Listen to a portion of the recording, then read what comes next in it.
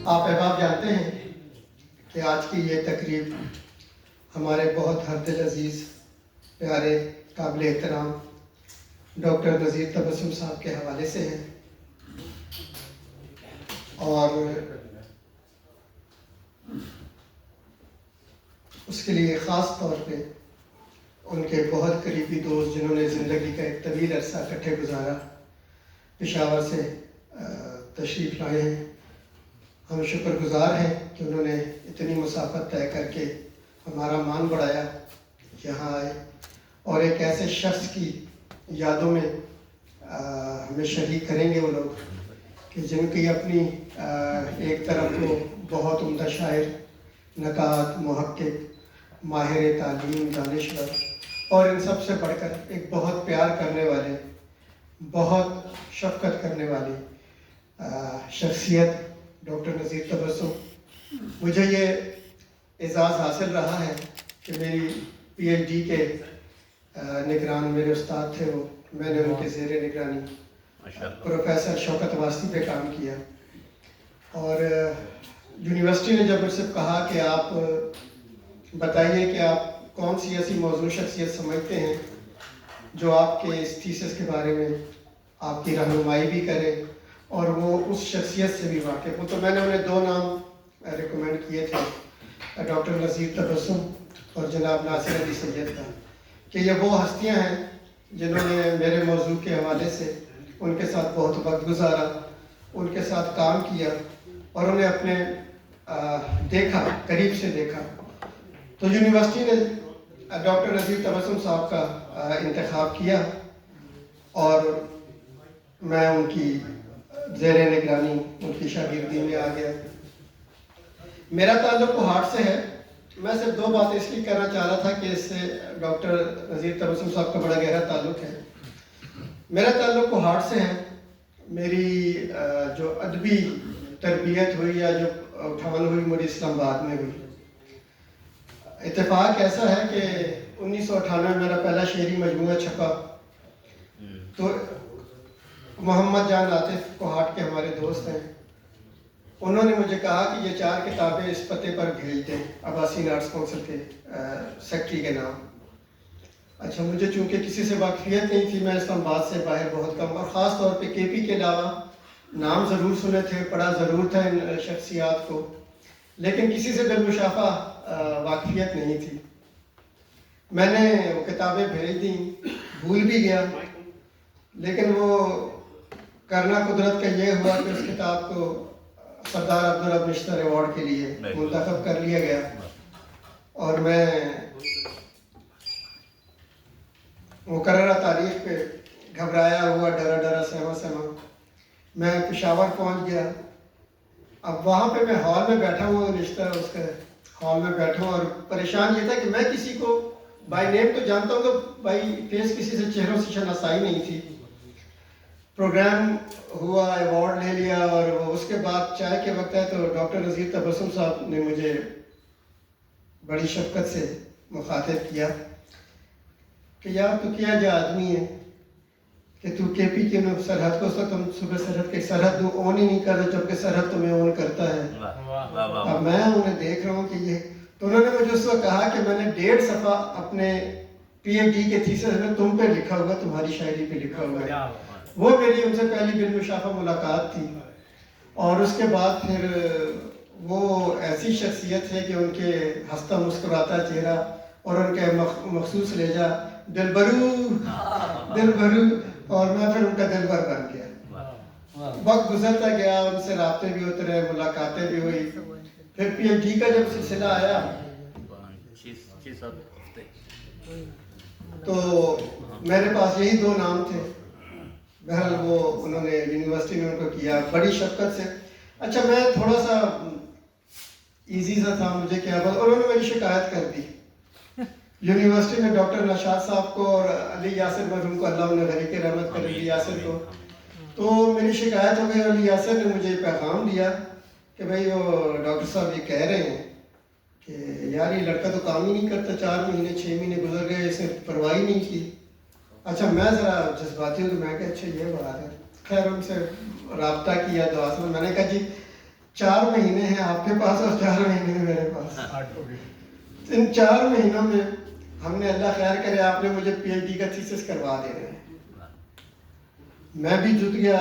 وہ مشقت مجھے یاد ہے کہ میں 18 گھنٹے کمپیوٹر پہ بیٹھا کام کرتا تھا. صبح سے رات کے 2:30-3 بجے سوتا, پھر 5-6 بجے اٹھ جاتا تھا. لیکن انہوں نے اتنی شفقت فرمائی میرے ساتھ. میں جب وہ پرنٹ لیتا, 2 پرنٹ لے لیتا تھا ان کی ہدایت کے, ایک انہیں پوسٹ کر دیتا تھا اور ایک میرے پاس رہتا تھا. اور تیسرے, چوتھے, 5ویں دن وہ مجھے کہتے تھے کہ رات کو تم نے 9 بجے فون کر دینا ہے. وہ پورا تھیسس, وہ چیپٹر پڑھتے, کہیں اصلاح کرتے, کہیں گنجائش ہوتی تو رہنمائی فرماتے.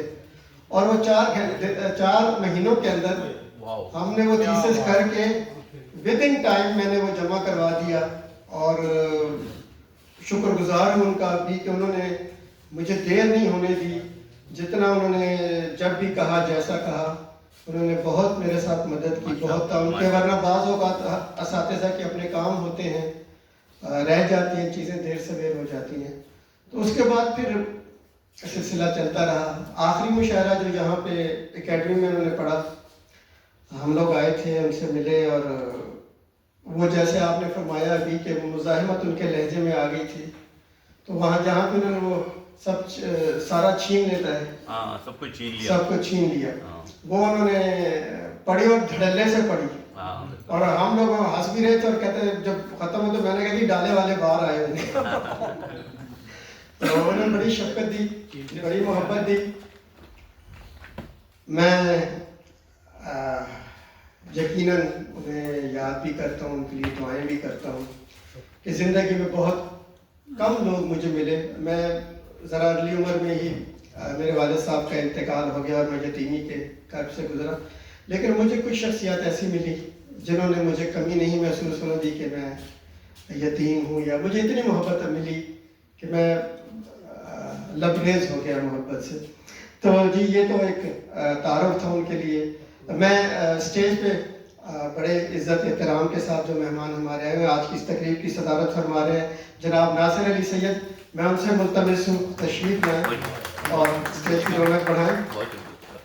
کب کہا تھا کہ مجھے وہم و گما کھینچتا ہے, ہاں تیرا ہجر مسلسل میری جان کھینچتا ہے. جناب ناصر علی سید ہمارے دوسرے مہمان, وہ بھی پشاور سے آئے ہیں. جیسا موڈ ہو ویسا منظر ہوتا ہے, ہر موسم انسان کے اندر ہوتا ہے. جناب ہر موسم تو انسان کے اندر ہوتا ہے. جناب بعض اوقات بندہ فرق محبت سے جذباتی بھی ہو جائے. ایک اور ہمارے بہت عزیز مہمان جنہوں نے بڑا وقت گزارا, نذیر تبسم صاحب. یہ 4 شخصیات جب بھی میں کوئی کارروائی پڑھتا, کوئی دیکھتا تو تقریباً اکٹھے ہوا کرتے. جناب مشتاق شباب صاحب سے بھی ملتمس ہوں, تشریف لے آئیں. اور ہماری خوش بختی کے ہمارے عہد کے ایک بہت نامور شاعر, ممتاز شاعر, نقاد, محقق جناب ڈاکٹر ریاض مجید صاحب یہاں تشریف فرمائے. میں ان سے بھی ملتمس ہوں کہ تشریف لے آئیں. جناب ریاض مجید, لوگ بے شک کم ہوں, تالیاں دگنی ہوتی ہیں افراد کی تعداد سے. اور ہم بڑے شکر گزار ہیں کہ جب بھی ہم کسی تقریب کے لیے اکیڈمی میں رابطہ کرتے ہیں, اس ہال کے لیے یا کسی اور سہولت کے لیے, تو ہمیں الحمدللہ بڑی آسانی سے مل جاتی ہے. اور اس کی برکت ہماری آج کی چیئرپرسن جو یہاں موجود ہیں. میں ڈاکٹر جی آپ تشریف لے آئیے, تھوڑی دیر کے لیے آ جائیے, برکت ہوگی. آپ کو پہلے گفتگو کا موقع مل جائے گا. اور آپ پھر ڈاکٹر نجیبہ آ جائیں.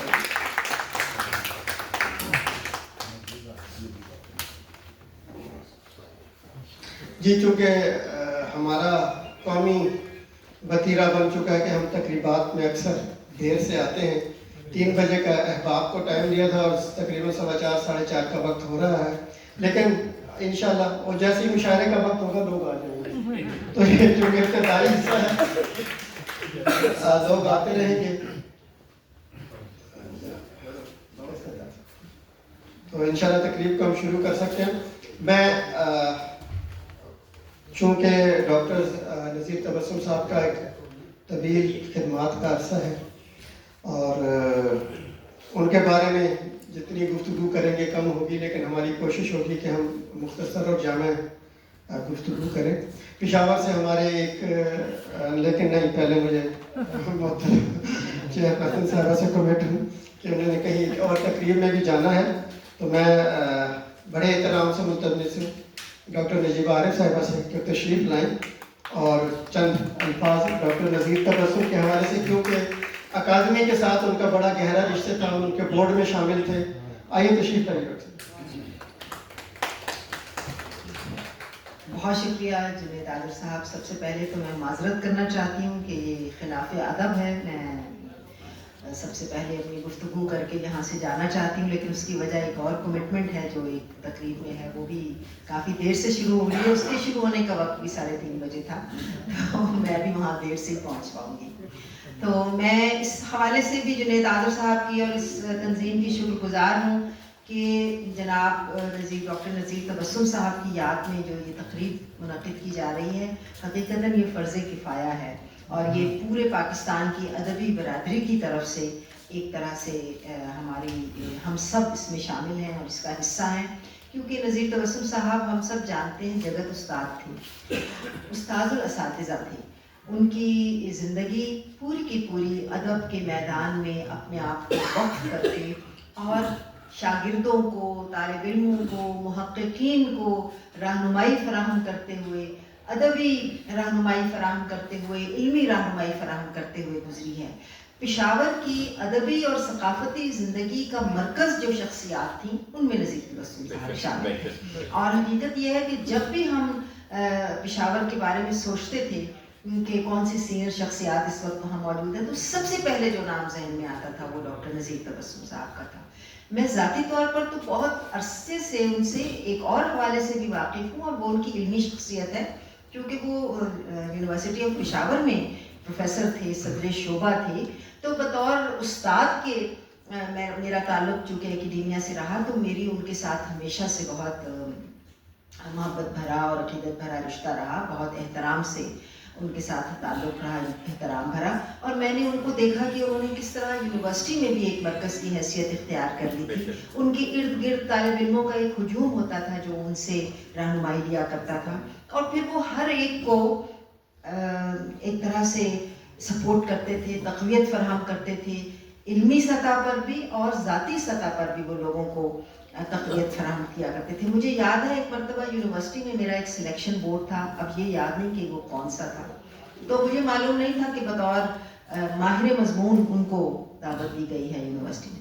تو انہوں نے مجھے فون کر کے پوچھا کہ آپ کے سی وی میں لکھا ہوا ہے کہ ایم فل میں گولڈ میڈل. ایم فل میں تو کوئی گولڈ میڈل نہیں ہوتا. تو میں نے کہا کہ نہیں سر، وہ علامہ اقبال اوپن یونیورسٹی دیتی ہے گولڈ میڈل، اور یہ مجھے کانوکیشن میں ملا تھا. کہنے لگے نہیں ایم فل میں تو نمبر ہی نہیں ہوتے. میں نے کہا نہیں سر، ہم نے اس میں چونکہ کورس بھی پڑھا ہے اور کورس ورک ہے، اور اس پہ پھر میں نے اپنا وہ سرٹیفکیٹ بھیجا اور وہ تصویر بھیجی جو گولڈ میڈل کی تھی. تو لیکن یہ ان کی بڑائی تھی کہ انہوں نے پوچھنا اور کنفرم کرنا ضروری سمجھا. اور یہ ایک طرح سے میں سمجھتی ہوں کہ میرے حق میں تھی یہ بات کہ انہوں نے بجائے اس کے کہ وہ اپنی رائے پر خود ہی قائم رہتے اور اس کے نتیجے میں اپنی رائے دیتے، انہوں نے پہلے مجھ سے تصدیق کرنا ضروری سمجھا. تو میرے دل میں ہمیشہ اس بات کے حوالے سے ان کی ایک اچھی خوشگوار یاد رہی، اور اچھی باتوں کو ضرور دہرانا چاہیے، اس لیے میں آج یہاں دہرا رہی ہوں. اس کے علاوہ ہم نے اکادمی کے پلیٹ فارم سے جب بھی ان کو دعوت دی، وہ اپنی بیماری کے باوجود تشریف لائے. ان کی صحت کے مسائل ہوئے، کچھ بھی ہوا، مصروفیات ہوئی، اور ہمیشہ بہت خوش دلی سے آتے تھے. ہمیشہ ان کا جو کنٹریبیوشن تھا بہت پازیٹیو ہوتا تھا، اور وہ سپورٹ فراہم کرتے تھے، ایک طرح سے ہماری حوصلہ افزائی بھی کرتے تھے اور رہنمائی بھی کرتے تھے، نہ صرف ادبی دنیا میں بلکہ علمی دنیا میں اور بلکہ سماجی طور پر بھی. 1-2 مرتبہ مجھے یاد ہے مشاعرے میں میرا جانا ہوا پشاور میں، اور یہ وہ زمانے تھے کہ جب میں بہت ہی کم، میری شاعری کی کتاب بھی نہیں چھپی تھی اور کسی کو معلوم بھی نہیں تھا کہ میں شعر کہتی ہوں. تو وہاں پر بھی جو لوگ تھے ان سب کے لیے یہ ایک بڑی حیران کن بات تھی کہ میں شعر کہتی ہوں. لیکن مجھے یاد ہے کہ نذیر تبسم صاحب نے بہت دیر تک میری حوصلہ افزائی کی. تو ایک ایسے نئے آدمی کے لیے جو شاعری کے میدان میں بہت معروف نہ بھی ہو, ان کی حوصلہ افزائی میرے لیے بہت یادگار واقعہ تھی اور میں نے اس سے بہت تقویت حاصل کی. یہ اس طرح کے ہزاروں واقعات ہیں جو صرف میری زندگی میں نہیں بلکہ اور بہت سے لوگوں کی زندگیوں میں بھی ہیں. ہماری دعا ہے کہ اللہ تعالیٰ ان کے درجات بلند کرے اور ان کے لگائے ہوئے پودے اسی طرح دوسروں کے لیے سایہ بخشنے والے درخت بنے رہیں جس طرح وہ خود اپنی زندگی میں بنے رہیں. تو آپ سب کا ایک مرتبہ پھر شکریہ. آج اکادمی کے لیے یہ بات بھی بڑی خوشگوار ہے کہ بہت اہم بڑی بڑی شخصیات یہاں ہمارے درمیان موجود ہیں. ڈاکٹر ریاض مجید صاحب تشریف رکھتے ہیں, ناصر علی سید صاحب تشریف رکھتے ہیں, شباب صاحب, عزیز اعجاز صاحب ہمارے سامنے یہاں, ہمارے ڈاکٹر سید ابرار حسین صاحب تشریف رکھتے ہیں, سبین ہیں, بیگم قاصر ہیں, عائشہ مسعود ہیں, ہمارے بہت احباب یہاں, نصرت یاب صاحب, شکیل صاحب. یہ ایک بہت ہی اہم بات ہے کہ ان کو یاد کرنے کے لیے اس شہر کے اہم ترین ادبی لوگ یہاں موجود ہیں, اور اس سے بھی پتہ چلتا ہے کہ ان کی شخصیت کتنی فیض رساں تھی اور اس نے کہاں تک لوگوں کے دلوں پر اثرات قبول کیے. مجھے آپ سب کا بھی شکریہ, میں اپنی طرف سے بھی, اکادمی کی طرف سے بھی, اور خاص طور پر جنید آذر صاحب آپ کا شکریہ کہ آپ نے ہم سب کی طرف سے اس تقریب کو کا اہتمام کیا. بہت بہت شکریہ.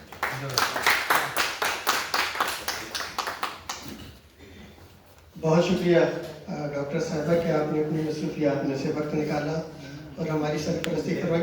میں عائشہ مسعود صاحبہ سے ملتمس ہوں کے اوپر اسٹیج پر تشریف لائیں. آپ تشریف لائیں, نمائندگی تو ہونی چاہیے.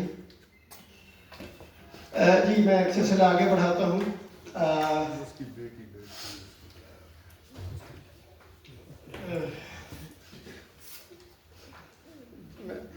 ڈاکٹر وینش آپ بھی تشریف لیں.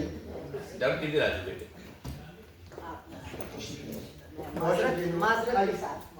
بہت شکریہ, بہت نوازش جی, اللہ نے کے مان ہو. میں سلسلہ بڑھاتا ہوں اور ڈاکٹر نذیر تبسم صاحب کی جو تازہ کتاب تھی اس میں ان کی 3 مصری نظموں کی نعت ہے, اور میں علی عمار سے ملتمس ہوں کہ وہ آ کے ڈاکٹر صاحب کی اس نعت کے چند اشعار میں پیش کریں. علی عمار.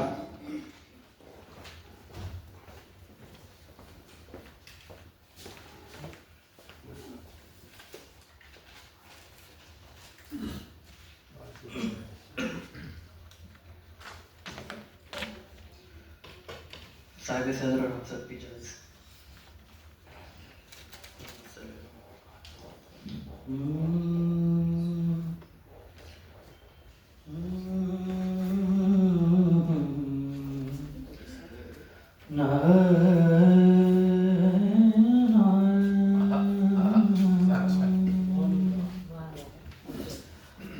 خاموشی کو بھی نام مل جائے, خاموشی کو بھی نام مل جائے. آپ لوگ قلم کے مالک ہیں, ہم کو اذن کرم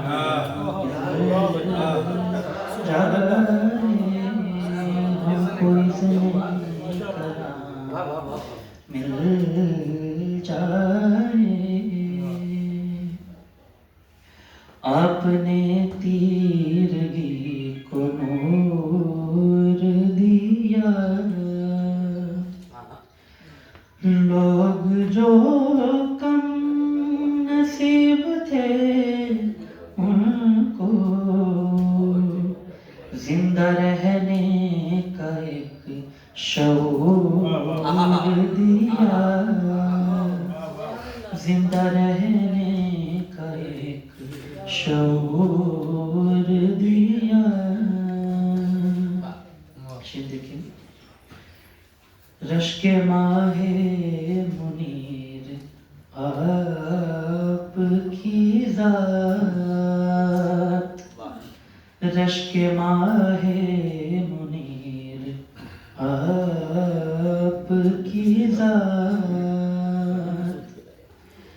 जितने रोशन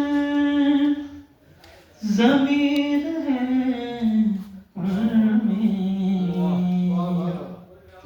आ गई की सफीर आप की आ गई की सफीर आप की खामोशी को भी नाम मिल अरे वाह, जाए अरे वाह। हमको इज़्ने कलाम मिल वाह वाह वाह वाह। सुभान अल्लाह। यार अली बहुत ही है। ये नाज पेश कर रहे थे डॉक्टर नज़ीर तबस्सुम के अशआर।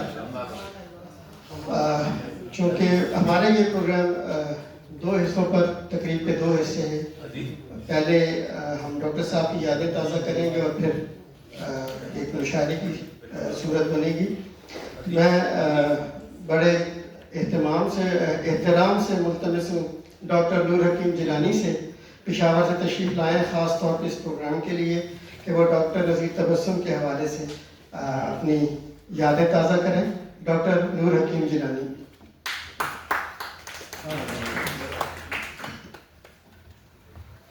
कटता रहा है पेशे से मेरा वजूद भी, कटता रहा है पेशे से मेरा वजूद भी, बरगो शजर के साथ, बरगो शजर के अंदर जिंदगी गुजार रहा हूँ मैं।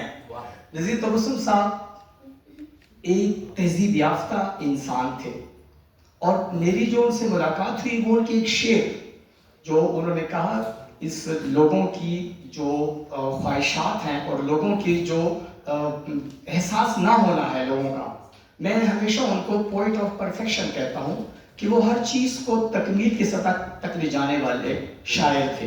अगर आप देखें हमारे माशरे की जो स्ट्रक्चर है, इसमें जो टूट फूट हो रही है, उन्होंने सबसे पहले इसको महसूस किया और इस एहसास की बिना पर मैं इस अपने दावे के लिए कुछ दलील पेश करता हूँ, 4-5 शेर, और फिर मैं आपकी समा फराशी नहीं करना चाहूँगा। मैं बताना चाहूँगा कि ये जो हमारा दौर है ये किस तरह इंसानियत से दूर हो रहा है और जो हसास तबका है शोरा वो किस तरह महसूस करते हैं। नज़ीर तबस्सुम साहब का शेर है कि उनकी किताब से 2-4 अशार से इक़्तिबास करते हुए,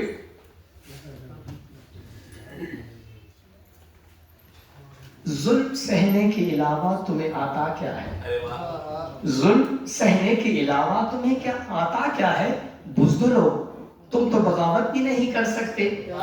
अब जो जुल्म हो रहा है इस कंट्री में, जो स्ट्रक्चर टूट रहा है लोगों का और जो हमारी अक़दार है, तहजीब और रिवायात है, उनसे अब दूर हो रहे हैं मॉडर्निज्म के नाते और जो है स्टेटस को के हवाले से, उन्होंने सबसे पहले इसको महसूस किया कि आप तो माशरा चेंज करें, अगर ये नहीं कर सकते तो कम से कम बगावत तो कर लो। तो ये हवाले मौजूद है। नज़ीर तबस्सुम साहब के साथ 1-2 तकरीबात हुई। आप जरा इस बात को देखें कि तकरीब से पहले मैंने उनसे 2 सवाल पूछे। उन्होंने मुझे कहा ये हम बज़ाहिर तो शायद बड़े चमकते मतलब दमकते नजर आते हैं, लेकिन हमारे दिल जो है अंदर से गमों से भरे होते हैं। हम जब कोई शेर कहते हैं तो उस वक्त कहते हैं जब हमारा दिल गमों से लबरेज होता है, फिर हम माशरे की इस्लाह के लिए शेर कहते हैं। तो उन्होंने मुझे बताया कि आप इस शोरा को आम लोग न समझें, ये वक्त के सूफी होते हैं, ये लोगों के रवैये को अपने अंदर जज्ब करते हैं, हजम करने के बाद, समझने के बाद फिर वो रोशनी के लिए, माशरे के लिए एक रोशन नूर और चांद बनते हैं। वो अपने ही सी हवालों से फरमाते हैं, 2-4 गांव हमसे जो आगे निकल गए, क्या अच्छा शेर। 2-4 गांव हमसे जो आगे निकल गए, यारों की गुफ्तगू के करीने बदल गए। ये देखना रवैया चेंज हो रहा है ना, तो उन्होंने महसूस किया और फिर उन्होंने बयान किया। तो 20 शायद ऐसे शेर हैं कि मैं आपको सुना सकता हूँ और मैंने नोट भी किया 2-4, लेकिन जो मुझे बहुत, हम तो शतरंज के मोहरे हैं नज़ीर, हम तो शतरंज की मोहरे हैं नज़ीर, चाल चलता है कोई और मियाँ। तो बला शेर है, 20 शेर हैं, अगर गुफ्तगू की जाए तो मेरा ख्याल रात तक हो जाएगी, उनके लिए शान है। तो नज़ीर तबस्सुम मेरे ज़ाती शेर है कि इंसान से इंसान का आगाज हुआ है, इंसान की मोहब्बत तो खजाना है खुदा का। प्रेजेंट में मौजूद प्रोफेसर नासिर सैयद और डॉक्टर राज मजीद, दीगर मोअज़्ज़ज़ीन اور حاضرین اندازہ کریں ہم انسان ہیں، اگر ہم نے انسانی کی سطح کو محسوس نہیں کیا اور اپنے رویے میں نہ برتا تو لازم ہے کیا ہوگا، معاشرہ ٹوٹ پھوٹ کا شکار ہو جائے گا۔ یورپ کو دیکھ لیں، یہ نظیر تبسم نے محسوس کیا اور پھر بتایا اور آگے اپنے اشعار میں اس کو نبھایا۔ مثلا وہ لوگوں کے اس رویے کے حوالے سے بڑی زبردست بات کرتے ہیں، اپنوں کو رخصت کرتے ہی دل میں دھواں سا بھر جاتا ہے، اپنوں کو رخصت کرتے ہی دل میں دھواں سا بھر جاتا ہے، یار کی قدر تب آتی ہے جب وہ اچانک مر جاتا ہے۔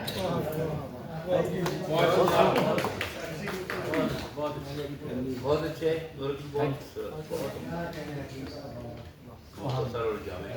بہت شکریہ ڈاکٹر نور الدین جیلانی، اور ہمارے درمیان شکیل اختر صاحب موجود ہیں، ہمیشہ جلدی میں ہوتے ہیں، آج بھی جلدی میں ہیں۔ پکی گل ہے، چلے پھر کسی اور دعوت سے۔ یہ شکیل اختر صاحب کی مصروفیات ہیں۔ جناب شکیل اختر ڈاکٹر نذیر تبسم کے حوالے سے یادیں تازہ کریں گے۔ بسم اللہ الرحمن الرحیم، بہت شکریہ ڈاکٹر ریحان مجید صاحب، بہت عرصے بعد انہیں آپ کی زیارت ہو رہی۔ ڈاکٹر جنید آذر کا ایک پرابلم یہ ہے کہ یہ اس وقت فنکشن کرتا ہے جب کوئی نہیں کرتا، اور پھر بہت دیر تک لوگ شرمندہ ہوتے ہیں۔ نذیر تبسم کے بارے میں گفتگو میں بہت زیادہ نہیں کرتی، صرف وہ کتنا بڑا شاعر ہے یہ بتائے گا ناصر علی سید، وہ کتنا بڑا پروفیسر تھا یہ بتائے گا عزیز اعجاز، وہ کتنا بڑا انسان تھا یہ بتائیں گے ڈاکٹر ریاض مجید یا ان کے دوست، وہ کیسا انسان تھا یہ ان کی بیٹی بتائے گی شہزادی۔ یہ سب ایک بات کرنی، مولا علی کا قول ہے کہ خدا مجھے عاجزی کے تکبر سے بچائے۔ میں بڑے وثوق سے کہتا ہوں نذیر تبسم گزر گیا اور عاجزی کے تکبر سے بچ کر گزر گیا۔ اس نے ساری زندگی محبتیں سمیٹی۔ شاہ والوں سے ہماری لڑائی رہتی ہے بہت، لیکن یہ چار شخصیتیں ایسی ہیں جنہوں نے ہمیں اپنی گرفت میں رکھا، بہت کم عمری سے اور اس عمر تک ہم ان کی گرفت میں۔ اللہ کا شکر ہے انہوں نے کبھی ہمیں فراموش نہیں۔ ہم اس مرکز میں بیٹھ کر، اس شہر کوفہ میں بیٹھ کر لوگوں کو بلا دیتے ہیں، یہ لوگ نہیں بلاتے۔ دوسرا کوفے کے بارے میں گزارش کروں کہ میرے شہر کو آپ کوفہ کہتے ہیں، جنید آذر بھی یہیں پیدا ہوا۔ ہم لوگ نہ سادات لکھنؤ ہیں، نہ سادات جونپور ہیں، نہ سادات امروہہ ہیں، ہم لوگ سادات پولی کلینک۔ میں نے کہیں جتنا کہا تھا دوبارہ دہرانا کہ ہم اس وقت سے اسلام آباد میں ہیں جب سڑکوں پر یا الو بولتے تھے، جب سڑکوں پر جب رات کو سور بولتے تھے یا ہم بولتے تھے، پھر ہم نے بولنا چھوڑ دیا۔ میں اس وقت سے اسلام آباد کو جانتا ہوں۔ اس شہر کو کوفہ کہتے ہیں، ضرور کہیں ساری صفات کوفے والی موجود ہیں، مگر ایک بات یاد رکھیں، کوفے کے رہنے والوں نے بے وفائی نہیں کی تھی، یہ باہر سے نوکریوں کے چکر میں کوفہ آنے والوں نے بے وفائی۔ میں بہت خوش آمدید کہتا ہوں اپنے، اللہ ان کو زندگی دے۔ نذیر تبسم کی بیٹی ابھی تک وہ ذائقہ ہمارے منہ میں کھل رہا ہے۔ جب پچھلے مہینے شاید 2 مہینے پہلے ٹی وی کے پروگرام روشنی میں نے پشاور والوں کو بلایا، نذیر تبسم صاحب کو، عزیز اعجاز صاحب کو، خالد صاحب کو، اور کوئی بازو یوسفزئی کے پروگرام، ان کی کتاب پہ پروگرام کرنا تھا۔ تو اس وقت ہم نے کھانا کھایا تھا ان کی بیٹی کے گھر، شہزادی بیٹھی۔ ہمیں کھانے کے ذائقے سے پتہ لگا ہے کہ اس میں مسالوں کی خوشبو کا اور باپ کی محبت کی خوشبو ہے۔ یہ میں پوری ذمہ داری سے بتاتا ہوں، ہم کئی دفعہ ملے تھے لوگوں سے۔ اتنی محبت کرنے والا انسان، اس کی شاعری شوری بہت دور کی بات ہے، وہ بات کریں گے جو اہل ادب ہے، اس کا مقام طے کرتے رہیے گا۔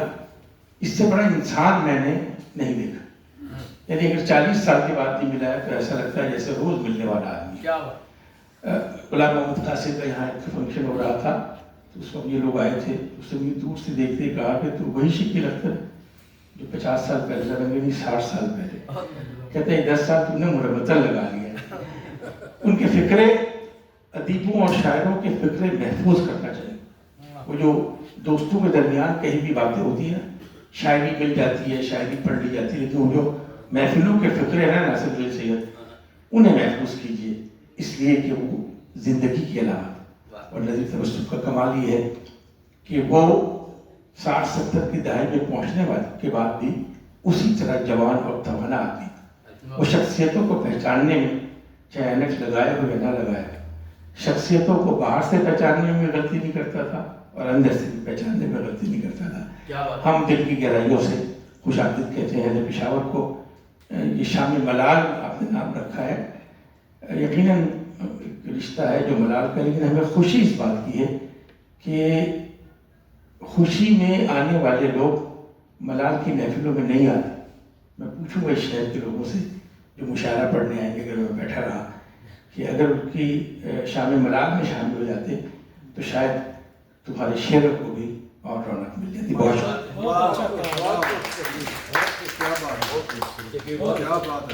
بہت اچھی بات۔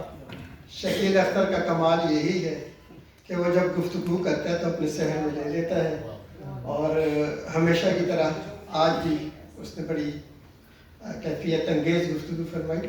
میں ملتمس ہوں شاہد زمان سے، ہمارے کوہاٹ سے تعلق رکھنے والے بہت عمدہ شاعر، ظاہر ہے کوہاٹ اور پشاور میں اتنا فاصلہ نہیں ہے، ڈاکٹر نذیر تبسم کے حوالے سے اپنی یادیں تازہ کریں گے۔ جناب شاہد زمان۔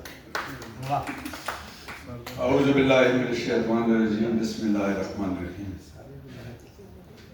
شکیل نے جہاں گفتگو کا اختتام کیا، آؤ چپ کی زبان میں خاور، اتنا بولیں کہ دونوں تھک جائیں۔ ہم اس سماج سے شاعر اور ادیب کے لیے بھی بہت زیادہ توقعات رکھتے بھی نہیں ہیں اور رکھنی بھی نہیں چاہیے۔ یہ سماج ہمیں جس طرح ٹریٹ کرتا ہے، اور اس کے لیے ہم نے اپنا مقام، خود اپنے مقام کا جو تعین کیا ہوا ہے نا، جب تک ہم اس خوشامد اور اس منافقت کے دائرے سے باہر نہیں آتے، ہم اسی سلوک کے روادار رہیں گے۔ اشارہ انٹرنیشنل کو میں اس لیے خراج تحسین پیش کرتا ہوں کہ یہ فرض کفایہ جتنی بھی ان کی توفیق تھی یہ اپنے حصے کا ادا کر رہے ہیں۔ نذیر صاحب اس اکیڈمی کے بورڈ آف گورنر میں بھی تھے، اور ابھی آپ افسوس یہ ہے کہ کوئی ہو تو زیادہ مزہ کرتا ہے، اور مجھے سامنے کہنے میں بہت مزہ آتا ہے، اور میں کہہ سکتا ہوں اور میں کہنے والا ہوں کہ ایک فرض کفایہ 2 مہینے ہو گئے ہیں، پشاور میں بھی ادبیات نے ادا نہیں کیا، اور پھر فرض کفایہ ادھر بھی ادا نہیں کیا۔ یہ تو وہ کردار ہے کہ پرائے ولیمے میں کسی کو پکڑ کے اس کو بیٹے کی مبارکباد دو، اور اس کے بیٹے کی 2 لاکھ خوبیاں بیان کر دو جو پیدا کرنے والے کو بھی نہ پتا ہو۔ کیا اچھی بات کی ہوئی بابا۔ ہمیں اپنے رویے بدلنے ہوں گے۔ آج کا دن میرے اس جیدار یار کی تقریب ہے۔ شاعر وہ کیسا ہے، انسان وہ کیسا ہے، تھا کا صیغہ میں نہیں کرتا۔ اگر لفظ زندہ رہتے ہیں تو پھر ہمارا سے یار زندہ ہے۔ وہ دسترخوان کا آدمی تھا۔ ہماری برادری میں بہت سارے لوگ پرائے دسترخوان پر بہت چوڑے ہو کر بیٹھتے ہیں اور اپنے شہر میں مس کال دیتے ہیں، اور ایک کعوے کا کپ بھی کسی کو نہیں پلا سکتے۔ نذیر تبسم دسترخوان کا آدمی تھا اور دلیر آدمی تھا، بہت بڑے دل کا آدمی تھا۔ آج کا دن میرے اسٹیج پہ جس طرح کی شخصیات بیٹھی ہیں، ان کے توسط سے ہماری ساری گفتگو، ہماری ساری محبت، ہماری ساری دعائیں ہمارے اس جیدار یار کے لیے، جس نے ہمیشہ اپنے غم اور خوشی میں، دوستوں کی غم اور خوشی میں آواز دی، اور نہ صرف آواز دی بلکہ بہت سارے موقعوں پر میں ذاتی طور پہ جانتا ہوں کہ اس آواز کے ساتھ کھڑے بھی رہے۔ اقبال کوثر کے ایک شعر کے ساتھ آپ سے اجازت چاہتا ہوں، یہ نذیر تبسم کے نام، اور میرا خیال ہے ہم نے ساری زندگی مشاعرے پڑھے ہیں، اور آئندہ بھی کوئی سانسیں ہوئی تو شاید کوئی بلا لے اور پڑھ لے۔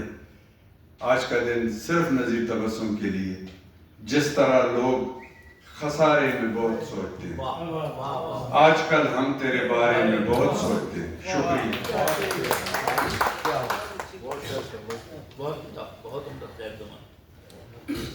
بڑی خوشی کی بات یہ ہے کہ میں اپنے ذاتی طور پر بعض اوقات مسئلے حل کے تحت کچھ نہیں کہہ پاتا، تو میرے یہ بڑے بھائی شاہد زمان موجود ہیں۔ ہمیشہ اس شخص نے کسی مسئلے حل کا سہارا نہیں لیا اور کھل کے گفتگو کی، اور یہی اس کی خوبی ہے جو کم از کم میرے دل میں ہمیشہ رہتی ہے کہ یار اس بندے کو ہر جگہ بولنا چاہیے۔ بہت شکریہ شاہد زمان۔ چونکہ ڈاکٹر نذیر تبسم صاحب سے بہت سے لوگوں کی محبتیں وابستہ ہیں، جب بھی یہاں آئے میں اور میرے کچھ دوست اکٹھے ہوتے تھے، کسی وقت مل بیٹھتے تھے اور کوشش کرتے تھے کہ ان سے زیادہ سے زیادہ گفتگو کریں، ان سے زیادہ سے زیادہ سیکھیں۔ ڈاکٹر کاشف عرفان بھی ان نشستوں میں اکثر میرے ساتھ ہوتے تھے، اور ظاہر ہے ہمیشہ ایک استاد جب گفتگو کر رہا ہوتا ہے تو شاگرد بہت کچھ سیکھتے ہیں، سیکھنے والے۔ اپنی یادوں کے حوالے سے وہ بھی چند کلمات کہنا چاہتے ہیں۔ ڈاکٹر کاشف عرفان۔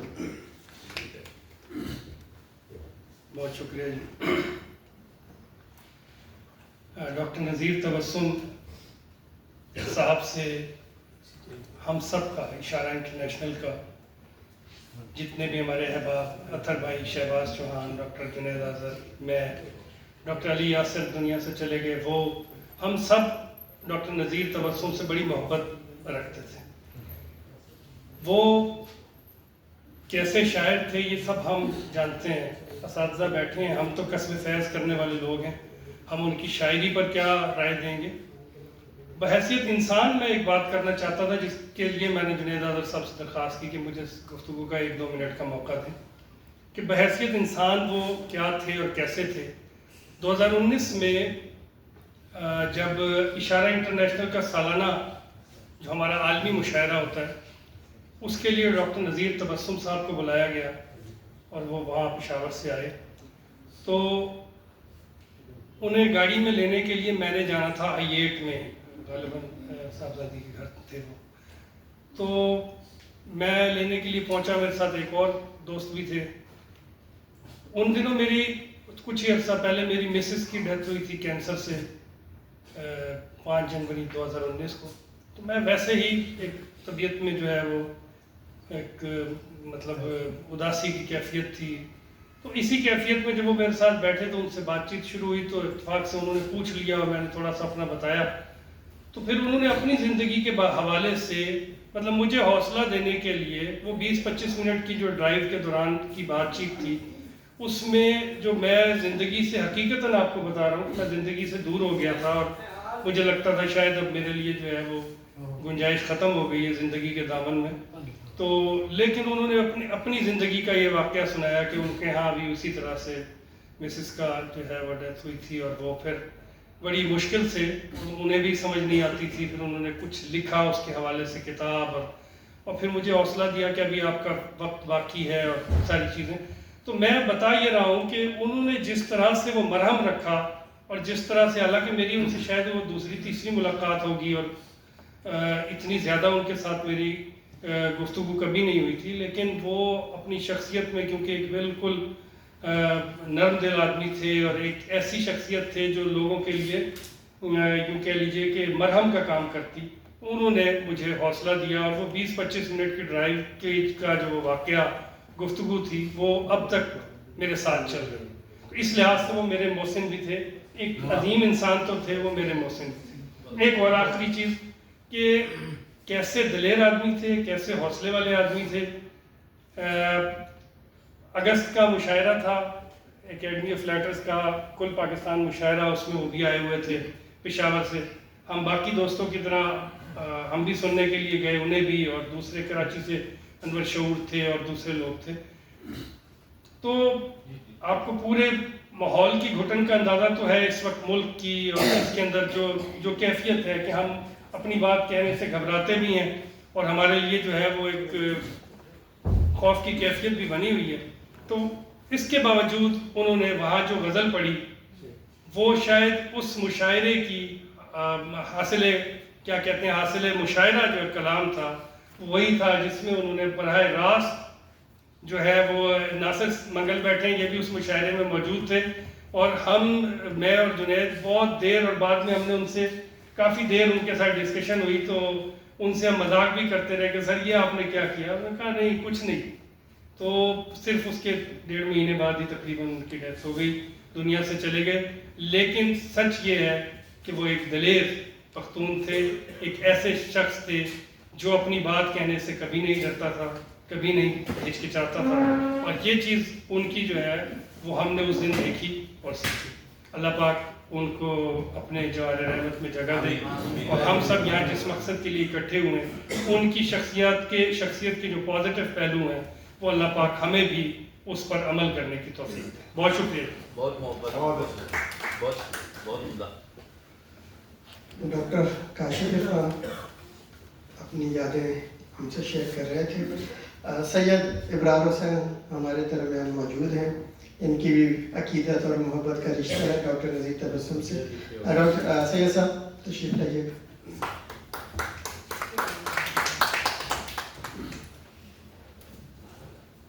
بسم اللہ الرحمن الرحیم. عہد فرصت میں کسی یار گزشتہ کا خیال، عہد فرصت میں کسی یار گزشتہ کا خیال دل میں آتا ہے تو گویا رگے جاں کھینچتا ہے. پروفیسر ڈاکٹر نذیر تبسم صاحب سے میرا تعلق اور تعارف کوئی 1975-76 کے لگ بھگ ہوا تھا، اور گویا کہ یہ نصف صدی کا قصہ ہے، 2-4 برس کی بات نہیں. میں اس وقت یونیورسٹی میں پڑھتا تھا، جناب عزیز اعجاز صاحب بھی اردو ڈپارٹمنٹ میں تھے، انگلش ڈپارٹمنٹ میں تھا. نذیر تبسم صاحب ہر چند کے ہمارے سینئر تھے، لیکن ان کا رویہ ہمیشہ سب جونیئرز کے ساتھ بہت دوستانہ رہتا تھا، یہاں تک کہ ہم ہمیشہ انہیں اپنے ایک سینئر کے بجائے اپنا ایک دوست ہی سمجھتے رہے، اگرچہ وہ بہت مشفق دوست تھے.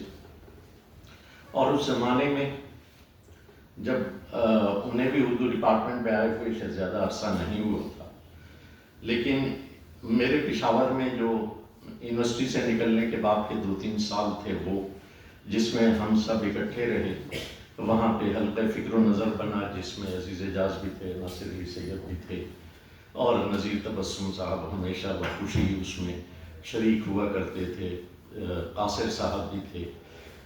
تو یہ اس وقت کی بات ہے، اور اس وقت سے لے کر اب تک ان کا میرے ساتھ تعلق وہی مشفقانہ رہا، وہی دوستانہ رویہ رہا. اگرچہ میں اسلام آباد آنے کے بعد پشاور جانا میرا بہت کم ہو گیا، لیکن جب بھی گیا، جب بھی ان سے ملاقات ہوئی تو اسی اپنائیت سے، اسی شفقت سے، اسی محبت سے ان سے ملاقات ہوئی. مجھے یاد ہے کوئی 2009 یا 10 کی بات ہے، جب میں کہیں باہر سے کسی وجہ سے پشاور آیا اور ان کے یہاں ان کی اہلیہ کی تعزیت کے لیے گیا، تو نہ صرف یہ کہ بڑے اتفاق سے ملے، بلکہ مجھے انہوں نے بتایا کہ شباب صاحب کی شاید والدہ کا انتقال ہوا تھا اسی زمانے میں. تو مجھ سے کہنے لگے تمہیں معلوم ہے؟ میں نے کہا نہیں. تو مجھ سے کہنے لگے چلو تعزیت کے لیے چلتے ہیں. پھر انہوں نے شباب صاحب کو فون کیا، ہم دونوں ان کے یہاں تعزیت کے لیے گئے. تو وہ جو ایک بڑا اپنائیت والا تعلق ہوتا ہے وہ پچھلے 50 برسوں میں ان کے ساتھ رہا. اور آخری دفعہ انہیں، جیسا کہ کاشف نے کہا، ہم نے اکیڈمی ادبیات کے مشاعرے میں دیکھا. اور ان کے بارے میں یہ ایک شعر پڑھ کے میں اجازت چاہوں گا کہ کل اس کی آنکھ نے کیا زندہ گفتگو کی تھی، کل اس کی آنکھ نے کیا زندہ گفتگو کی تھی، گمان تک نہ ہوا وہ بچھڑنے والا. گمان تک نہ ہوا.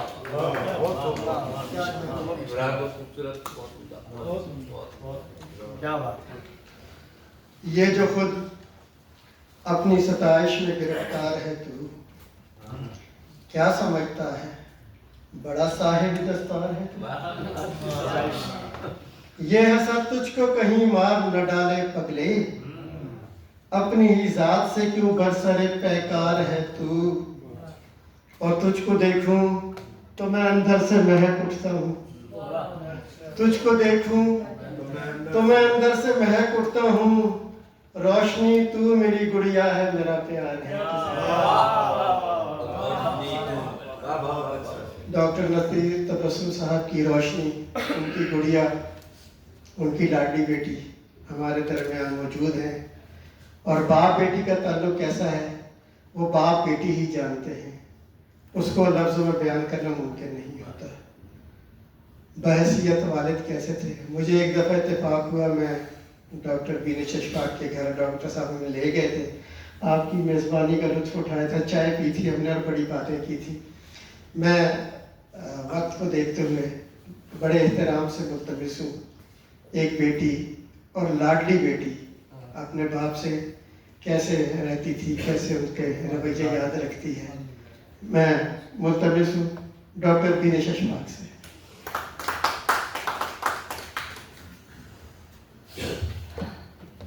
السلام علیکم۔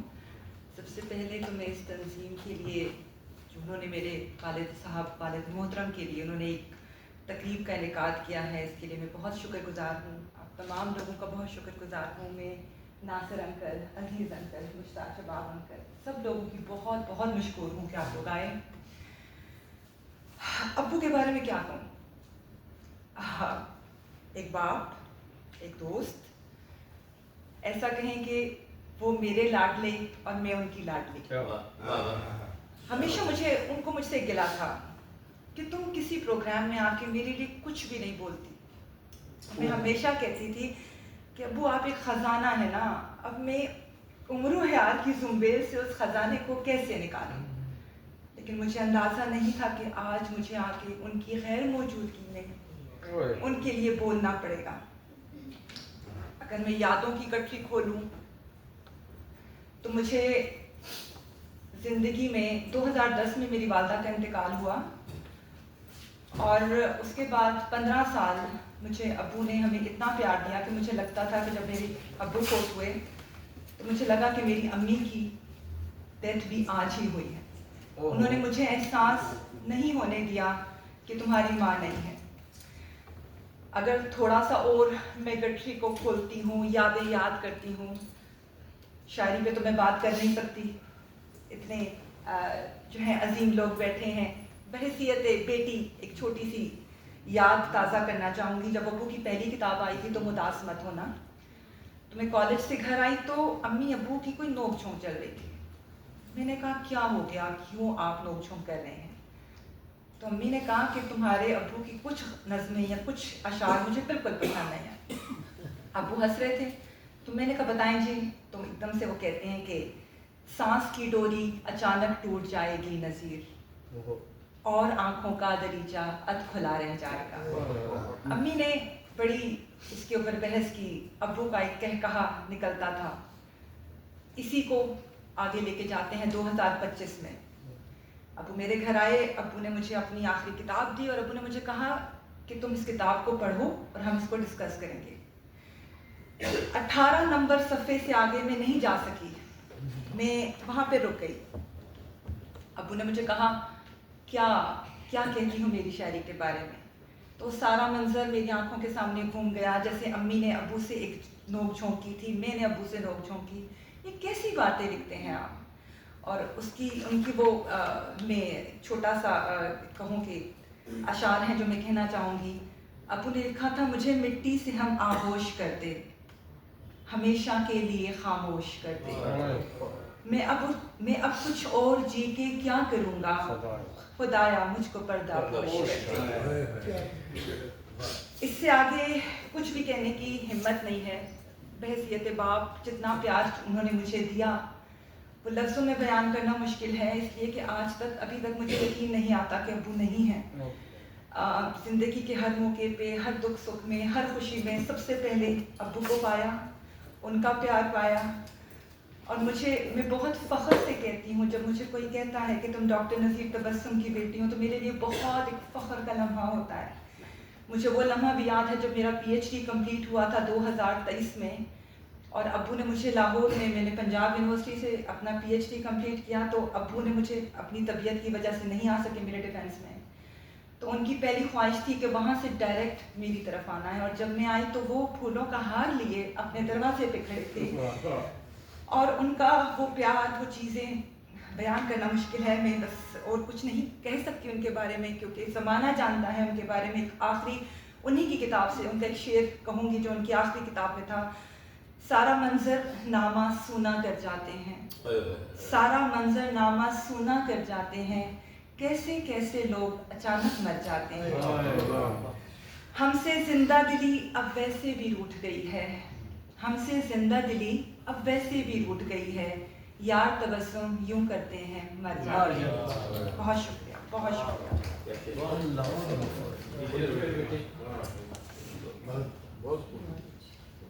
یہ گفتگو جتنی چلے گی، نئے نئے رنگ، نئے نئے احساسات اور جذبات سامنے آتے رہیں گے۔ اور میں نے جیسے کہا کہ باپ اور بیٹی کا رشتہ صرف باپ بیٹی جانتے ہیں۔ میری الحمدللہ 2 بیٹیاں، اور مجھے پتہ ہے کہ یہ الفاظ میں بیان کرنے والی کیفیت نہیں ہوتی۔ کچھ دیر پہلے ہم لوگ ذکر کر رہے تھے اکیڈمی میں ڈاکٹر صاحب کی آخری مشاعرہ جو انہوں نے یہاں پڑھا، اس میں جس نظم کی میں 11 اشعار ہیں، لیکن میں سے 3-4 اشعار یہاں ان کے پڑھوں گا۔ دریا کشتی موج کنارہ سب کچھ چھین لیا، دریا کشتی موج کنارہ سب کچھ چھین لیا، ملاحوں نے ہم سے ہمارا سب کچھ چھین لیا، روشنی کے سوداگر نے ایک خواب دکھا کر ہم سے جگنو سورج چاند ستارہ سب کچھ چھین لیا، جو کچھ چھین لیا ہے اس کی کیا تفصیل بتائیں، کیا تفصیل بتائیں یارا، سب کچھ چھین لیا، جو کچھ چھین لیا ہے اس کی کیا تفصیل بتائیں، کیا تفصیل بتائیں یارا، سب کچھ چھین لیا، اور تجھے تو ہم نے گھر کی حفاظت کرنے کو رکھ چھوڑا تھا، اور تو نے ہی چوکیدارا جب وہ یہ غزل پڑھ رہے تھے اور بڑے تم تراک جوش جذبے اور زندہ دلی کے ساتھ پڑھ رہے تھے، اور ہم پیچھے سے ہاتھ لہرا لہرا کے کہہ رہے ہیں کہ باہر تیاری پکڑو بہرحال ایک زندہ دل شخص اپنی یادیں چھوڑ گئے ہیں، اور ہم جب تک زندہ ہیں ہمارے دل میں دھڑکن باقی ہے، ان کی یادیں باقی رہیں گی۔ عائشہ مسعود ہمارے درمیان موجود ہیں، میں ان سے ملتمس ہوں کہ آئیں اور اس حوالے سے اظہار رائے کریں۔ محترمہ عائشہ مسعود۔ اکابرین اسٹیج، ڈاکٹر فیاض مجید صاحب، آپ سب کی اجازت سے پشاور کا نام آتے ہی بہت کچھ ذہن میں آتا چلا جا رہا ہے۔ شوکت واسطی مرحوم کے شعر کا ایک مصرع تھا: خدا رکھے پشاور کو، پشاور کے پشاور۔ پھر محسن حسان سے امریکہ میں بڑی دیر ملاقاتیں ہوتی رہی۔ یہ جو خدا رکھے پشاور کو، پشاور کے پشاور ہے، یہ ہے کیا چیز؟ اب آپ دیکھیں کہ شوکت واسطی کا تعلق وہاں سے، محسن حسان کا تعلق وہاں سے، پھر آپ آگے نام سنتے جائیں کہ عزیز اجاز ہیں، پھر مشتاق صاحب ہیں، اور پھر ناصر علی سید تو پوری دنیا میں ہی اپنا نام جاتے رہتے ہیں اور سبھی ان کو جانتے ہیں، اور پھر ڈاکٹر نذیر تبسم۔ ہم لوگ طہا خان سے کے ساتھ بھی ہم نے مشاعرہ پڑھا۔ یہ حیران کن بات یہ ہوتی تھی کہ ہم لاہور جاتے ہیں مشاعرہ پڑھنے، فیصل آباد جاتے ہیں، کراچی تو مطلب ظاہر ادارے نے تو ہمیں کبھی بھی نہیں بلانا، لیکن کچھ دوست بلاتے ہیں تو چلے جاتے ہیں۔ تو وہ جو ہم جاتے ہیں اتنی بڑا جو اکٹھ ہے نا، اسی طرح ہم نے نام لیے سارے شاعروں کے، جس میں کچھ یہاں ہیں، ڈاکٹر نذیر تبسم بھی تھے، اتنا بڑا اکٹھ محبت والا مرد شاعروں میں ہمیں نظر ہی کہیں نہیں آیا۔ 2-2 3-3 لوگ ہوں گے، چند لوگ ہوں گے، لیکن یہ لوگ اس طرح کسی مشاعرے میں ہنستے مسکراتے چہکتے آیا کرتے تھے، اور پھر ایک دوسرے کو بڑھاوا دینا اور داد دینی. تو میں پھر اس لیے یاد کرتی ہوں کہ واقعی پشاور پھر پشاور ہے، خدا رکھے اسے. اب آتے ہیں پروفیسر ڈاکٹر نذیر تبسم. پچھلے 2 ماہ پہلے 2-2.5 ماہ پہلے پشاور جانے کا اتفاق ہوا. بشرا فروخ کی تقریب تھی، ڈاکٹر نذیر تبسم موجود تھے. جس قدر بلند قامت وہ تھے، اونچا لمبا قد ان کا، تو انہوں نے بڑے عرصے بعد میری ملاقات ہوئی تو انہوں نے کہا کہ آپ عرصہ ہوا ہے پشاور آنا آپ نے چھوڑ دیا. میں نے کہا جب سے سچ بولنا چھوڑ دیا ہمیں سارے شہروں نے چھوڑ دیا، ہم بھی اپنی جگہ چپ کر کے بیٹھ گئے. تو بات علمی، جب کہا جاتا ہے کہ وہ علمی شخصیت تھے، وہ محقق تھے، وہ ادبی تو تھے ہی. سارے ادبی جو ہیں وہ سارے علمی بھی تو نہیں ہیں نا، ادبی تو ہیں لیکن علمی نہیں ہیں. تو اگر اتنی خصوصیات سے مرصع شخصیت ڈاکٹر نذیر تبسم، جس کو ہم جانتے بھی ہیں کہ تھے، یہ ہم ان کی وفات کے بعد نہیں کہہ رہے، وہ واقعی علمی ادبی اور بڑی شخصیت تھے. تو پھر آپ یہ سوچیں کہ جو کمی رہ جاتی ہے، جس پر ہمیشہ ہم بات بھی کرتے ہیں کہ کراچی آرٹس کونسل میں میلے ہوتے ہیں، کانفرنسز ہوتی ہیں، الحمرہ میں ہوتی ہیں، اور جگہوں پر بھی ہوتی ہیں. کہیں کسی نے استفادہ حاصل کیا کہ ڈاکٹر نذیر تبسم کا مقالہ سنا جائے کسی موضوع پر، ڈاکٹر نذیر تبسم کو دعوت دی جائے، جس سے تمام سے ان اداروں میں 50-50 ہزار، اچھی بات ہے دینا چاہیے، میرا مقصد یہ نہیں ہے، ٹکٹ دیا جاتا ہے، احترام سے لے کے جایا جاتا ہے. کہیں ڈاکٹر نذیر تبسم کو ان کی زندگی میں اتنی پذیرائی دی گئی ہوتی جس کا ان کو حق بنتا تھا. آج میں سمجھتی ہوں کہ یہ ڈاکٹر نذیر تبسم پہ ڈاکٹر جنید نے جو یہ تقریب کروائی ہے، تو یہ جو قد کاٹ بڑا ہے نا، یہ اس ادارے کا بڑا ہے. ڈاکٹر نذیر تبسم تو جو تھے وہ ہیں، ان سے محبتیں جن کی ہیں، عقیدتیں ہیں، وہ کسی تقریب میں نہ جا کر بھی ڈاکٹر نذیر تبسم تھے. وہ اس ادارے، اس اسٹیج پر کسی بھی تقریب کی صدارت نہ کر کے بھی نذیر تبسم تھے. تو فرق کس کو پڑتا ہے؟ فرق پڑتا ہے ادارے کو.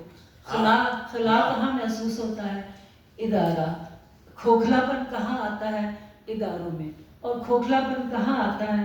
ان شخصیات میں جو کسی بھی صورت یہ سمجھتی ہیں کہ ہم بیٹھیں گے اور ہم یہاں سے جائیں گے نہیں اور ہم مسلط رہیں گے تو شاید ہم تب کوئی علمی شخصیت ہے، تب ادبی شخصیت ہے. یہ بہت بڑی بات.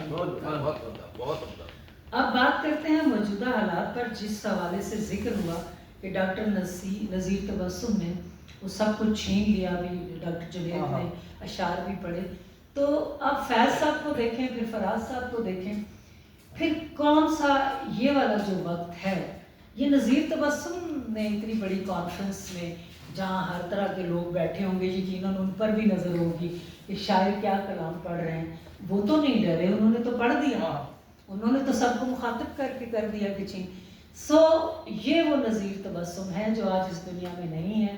کم از کم شاعروں، ادیبوں کا، قلمکاروں کا وہ ڈر اتار گئے ہیں کہ کچھ نہیں ہوتا. سچ بولیں. یہ وطن قلمکاروں سے اپنے سچ کا حق مانگتا ہے. جو حالات گزرتے ہیں انسانوں پر، جو ظلم ہوتا ہے اگر انسانوں پر، اور اس پر اگر ایک قلمکار نہیں لکھتا، ایک شاعر نہیں لکھتا، شاعر کے پاس تو بہت کچھ ہوتا ہے، بات پردے میں بھی کر جاتا ہے. تو میں اس حوالے سے بھی ڈاکٹر نذیر تبسم کو خراج تحسین پیش کروں گی کہ وہ بھرے مجمع میں اپنی سچ کی شمع جلا کر اپنے الفاظ، وہ جو حق بنتا تھا کہنے کا، وہ حق ادا کر کے گئے ہیں. اللہ تعالیٰ انہیں غریق رحمت کرے. اور میں یہ ضرور دعا کروں گی کہ ہم جو باقی کے شاعر ہیں، خدا کرے کہ ہمیں بھی یہ اتنی ہمت عطا کرے کہ ہم جو غلط باتیں ہیں اور جو غلط رویے ہیں اور جو معاشرے میں اور ملک میں اور سارے ہمارے سامنے ہوتا جا رہا ہے، اس پر ہمیں بھی جرأت ملے. اور اگر ان کو ویگو ڈالا نہیں اٹھا کر لے گیا تھا تو ہم میں سے بھی کسی کو نہیں اٹھائے گا. اور اٹھایا تو کم از کم ہم سب میں اتفاق ضرور ہونا چاہیے کہ ہم آواز بلند کریں. میں جنید کا پھر شکریہ ادا کروں گی کہ جس نے مجھے ڈاکٹر نذیر تبسم جیسی علمی، ادبی اور بڑی شخصیت کے لیے چند الفاظ بولنے کا موقع دیا. بہت شکریہ.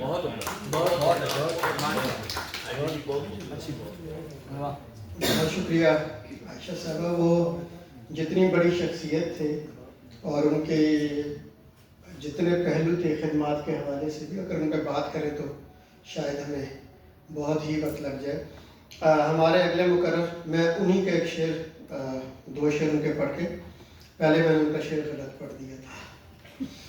جیسے کوئی روتا ہے گلے پیار سے لگ کر، کل رات میں رویا تیری دیوار سے لگ کر. ہر ایک کے چہرے پہ ہے تشویش نمایاں، بیٹھے ہیں مسیحا تیرے بیمار سے لگ کر. عزیز اعجاز جنہوں نے بڑا وقت گزارا نذیر تبسم صاحب کے ساتھ، یہ 4 دوست، یہ 4 ہم اثر جنہوں نے بہت کچھ اردو ادب کے دامن میں ڈالا ہے. جناب میرا خیال ہے اذان کے بعد ہم سلسلہ آپ کو ضرور کرتے ہیں، تو ہم 4-5 منٹ یہ اذان قریب کی. اور اسلام آباد کے دوستوں کا بہت شکریہ جو تشریف لائے. ڈاکٹر نذیر تبسم نے کہا تھا، اسی خیال سے اجلا لباس پہنا ہے، اسی خیال سے اجلا لباس پہنا ہے کہ راستے میں بھی 2-4 لوگ ملتے ہیں. وہ نہایت خوش لباس، خوش مزاج اور خوش گفتار انسان تھا. شخصیت کی نفاست اس کی شاعری میں بھی نمایاں طور پر محسوس کی جا سکتی ہے. پشاور کا موسم بہار تو ہوتا ہی انتہائی دل آویز ہے. یہاں کا موسم خزاں اور زمستہ کا موسم بھی بڑا غضب ڈھاتے ہیں. میں نے اور نذیر تبسم نے مل کر پشاور کی کئی بہاروں اور خزاں کے رنگ سمیٹے ہیں. چناروں پر لگے پتوں نے اپنا رنگ بدلا، چناروں پر لگے پتوں نے اپنا رنگ بدلا. سبز پیلے کاسنی ہلکے بنفشی، ہر طرف رنگوں کی ایک کوسے اداسی سج گئی ہے. سبز پیلے کاسنی ہلکے بنفشی، ہر طرف رنگوں کی کوسے اداسی سج گئی ہے، اور ان رنگوں میں ایک گہری اداسی ہے. بہت شکریہ. اور ان رنگوں میں ایک گہری اداسی ہے. یہ جتنے رنگ بکھرے ہیں مجھے بس اس لیے بھاتے ہیں، یہ جتنے رنگ بکھرے ہیں مجھے بس اس لیے بھاتے ہیں. ان رنگوں سے وابستہ تمہاری یاد کے پل ہیں، تمہاری یاد کے پل ہیں. وہ بڑے ہم دل عزیز استاد تھے.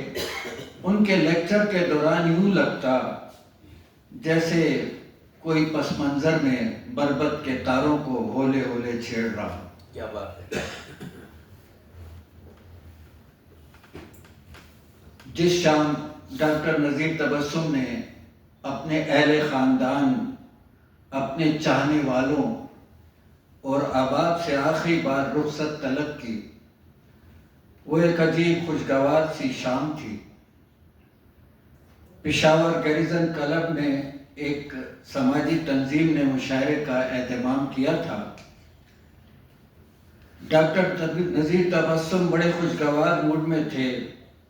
مشاعرے سے پہلے ڈنر تھا. ڈنر کے دوران ڈاکٹر صاحب ہلکے پھلکے جملے جاری تھے ان کے. ڈنر کی میز پر میری اور ڈاکٹر صاحب کی کرسیاں ساتھ ساتھ تھیں. کھانے کے دوران میرے آگے حلیم کا باؤل پڑا تھا. میں نے اپنی پلیٹ میں تھوڑی سی حلیم ڈالی تو مجھ سے پوچھنے لگی یہ کیا ہے. میں نے کہا ڈاکٹر صاحب حلیم ہے. کہنے لگے مجھے بھی دو یار. 1-2 چمچ انہوں نے حلیم کے اپنے آگے ڈالے. مشاعرہ انتہائی کامیاب تھا.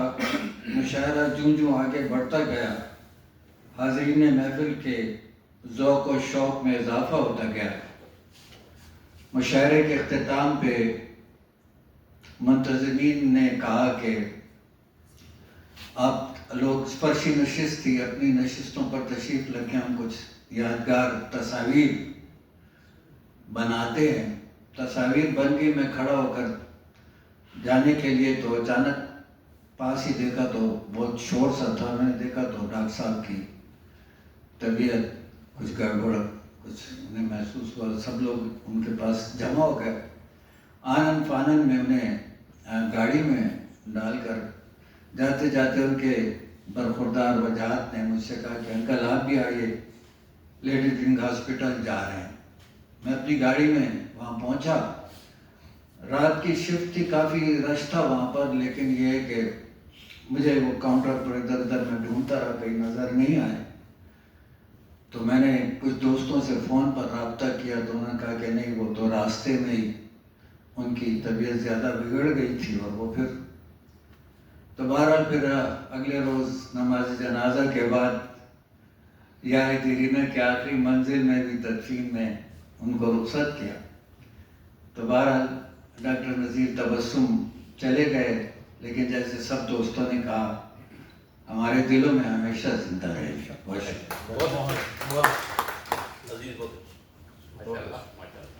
बहुत शुक्रिया। मैंने इस तकरीब में कोशिश की थी कि जिन लोगों का ताल्लुक़ डॉक्टर नज़ीर तबस्सुम साहब के साथ रहा है उन्हें कम से कम ज़रूर इत्तला दूँ। मैंने हसाम हुर साहब को भी कहा और उनसे बात भी की, लेकिन नहीं पहुंच सके किसी वजह से। मैं अगली शख्सियत को बुलाने के लिए हसाम हुर के 4 मिसरे पढ़ना चाहूँगा। कहाँ से खोज कर लाए खजीने मदह खानी के, बयां कैसे करें किससे किसी रंगीन जवानी के। ड्रामा, शायरी, कॉलम, अदाकारी, सदाकारी, हुनर उसका फसूकारी, अनोखे रंग कहानी के। ये मिसरे उन्होंने कहे थे हमारे आज के मेहमान मुश्ताक शबाब के लिए। तो मैं उनसे मुल्तमिस हूँ, डॉक्टर नज़ीर तबस्सुम के हम असर और उनके साथ वक्त गुजारने वाले जनाब मुश्ताक शबाब। बहुत शुक्रिया डॉक्टर जुनैद। वैसे तो मैं 2 सफ़े लिख कर लाया था, लेकिन बेटी ने जिस तरह अपने बाप के हवाले से बातें की तो उसके बाद हिम्मत नहीं होती कि उनके हवाले से कोई तहरीर पढ़ी जाए, क्योंकि वो हमारे दिलों में कुछ इस तरह से जागुज़री हैं कि उनकी यादें हमारे साथ सफ़र करती हैं और करती रहेंगी। तो मैं सिर्फ 1-2 शेर उनके पढ़ के इजाज़त चाहूँगा कि वो कहते हैं कि चला जाऊँगा दामन झाड़ कर एक दिन अचानक, तबस्सुम मैं तो वैसे भी कलंदर आ गई। उनके हवाले से वैसे दोस्तों ने यादें किए, लेकिन जो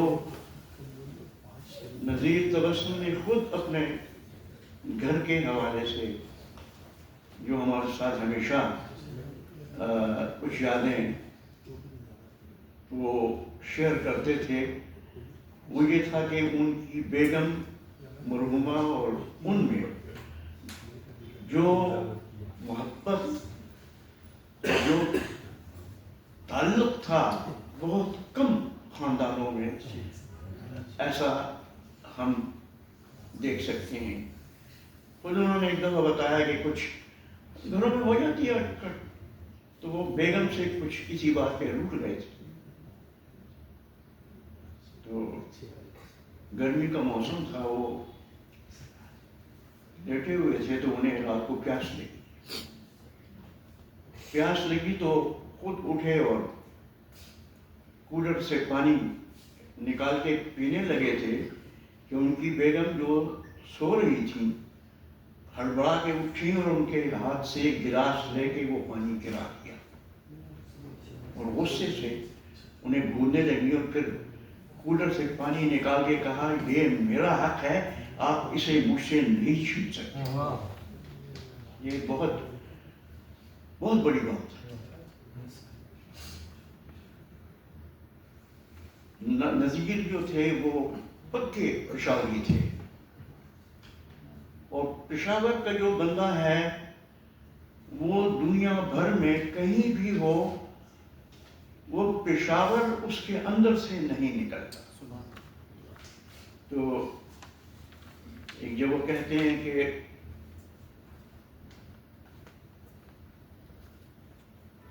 اس اپنے روٹھے ہوئے دلبر کو بہت ڈھونڈتا ہوں، میں پشاور میں پشاور کو ڈھونڈتا ہوں. پشاوریوں کی ایک خاصیت ہے کہ وہ جو پشاور کی روایات ہیں، جو قدریں ہیں، جو ایک دوسرے کے ساتھ تعلقات ہیں، جو محبتیں ہیں، وہ ان میں کوٹ کوٹ کے بھری ہوتی ہیں، وہ ان سے جان نہیں چھڑا سکتے. تو پشاور کے ماحول کے حوالے سے انہوں نے کہا تھا کہ قہوہ خانوں میں بھی رونق سی لگی رہتی تھی، قصہ میں چلے آتے تھے مہکے ہوئے لوگ، اور استعاروں میں کسی شہر خاموشاں کا نظیر، یہ میرا شہر پشاور، میرے مرتے ہوئے لوگ.